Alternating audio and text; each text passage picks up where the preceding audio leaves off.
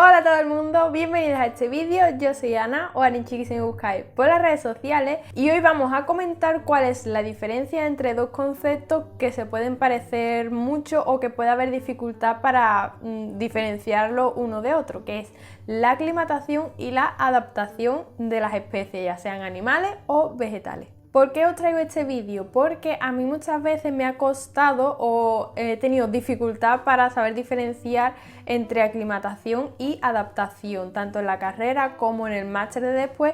Siempre se habla de estos términos, pero depende del profesor o depende del contexto, es más difícil o menos saber un poco cuál es la diferencia. Y también en muchos textos o estudios o tal entremezclan los conceptos que de forma de la que te lo están explicando a lo mejor tiene sentido, pero tú como estudiante o como a lo mejor persona que no sabe muy bien la diferencia no consigues saber de lo que está hablando realmente. Así que aquí te traigo este vídeo para que rápidamente sepamos qué es la adaptación y qué es la aclimatación.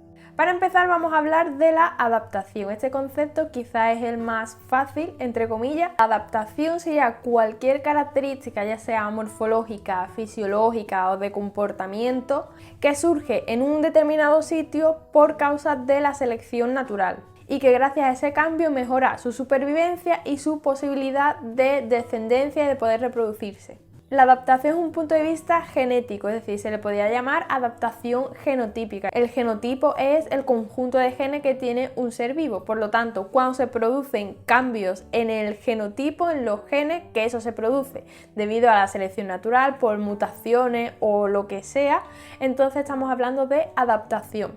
Si una población está en determinada altura o en determinadas circunstancias que es diferente esa población de otra población que está en otro lugar, pero sigue siendo la misma especie, es porque se ha adaptado a las condiciones mediante selección natural y mediante cambios en el genoma.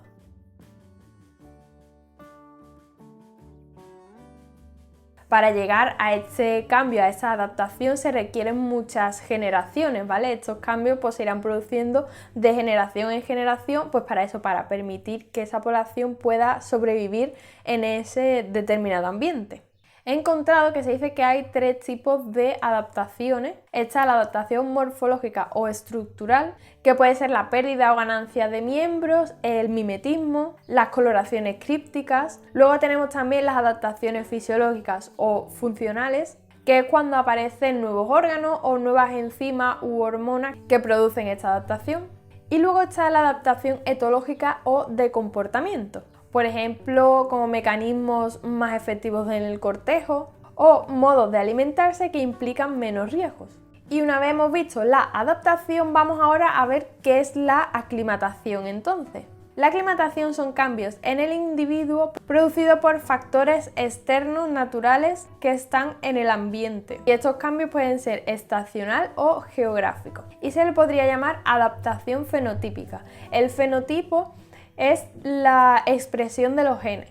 Hacer visible el genotipo, que ya vimos que eran los genes que tenía, pues el fenotipo es hacer visible esos genes. Por lo tanto, la aclimatación lo que hace es cambiar el fenotipo de un individuo. Estos cambios no se transmiten de generación en generación, sino que el propio individuo es el que va haciendo esos cambios. Y es algo que se produce de manera puntual mientras que esté actuando el factor externo. Una vez que ese factor, esa presión externa natural que tiene el individuo desaparece, vuelve a su estado normal. Por ejemplo, hacer que un organismo se acostumbre a un clima determinado o que, por ejemplo, algunas especies les crezca más el pelo en invierno que en verano. Son presiones estacionales. En invierno hace más frío, por lo tanto el individuo le crece más el pelo para poder protegerse, mientras que en verano le crece menos el pelo. Estos son ejemplos de lo que puede ser una aclimatación. Otro ejemplo de aclimatación puede ser los montañistas, alpinistas que suben a cumbres muy altas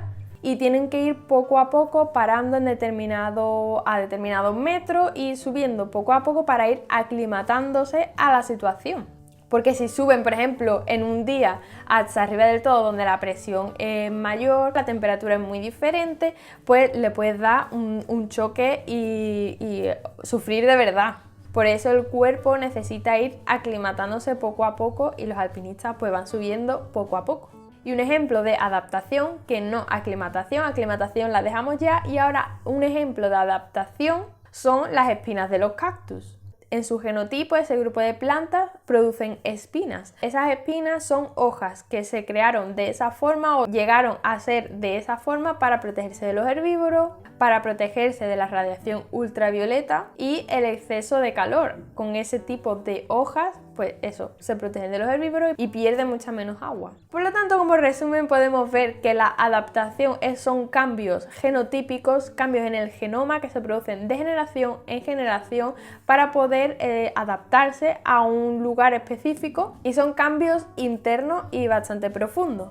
Mientras que la aclimatación son cambios puntuales, ya sean estacionales o geográficos, en la que el organismo, por presiones externas que le llegan, tiene que ir aclimatándose a las nuevas condiciones en las que se encuentra. Espero que te haya servido este vídeo, que te haya quitado esa pequeña duda. Si queréis aportar algo más, dejadlo en los comentarios para la próxima gente que venga a ver este vídeo y quiera saber un poco más del tema. Muchas gracias por quedaros hasta el final. Recordaros que ahora os dejo mis redes sociales, donde podéis seguirme en Instagram o en otro canal de YouTube que tengo. Y nosotros nos vemos en otro vídeo.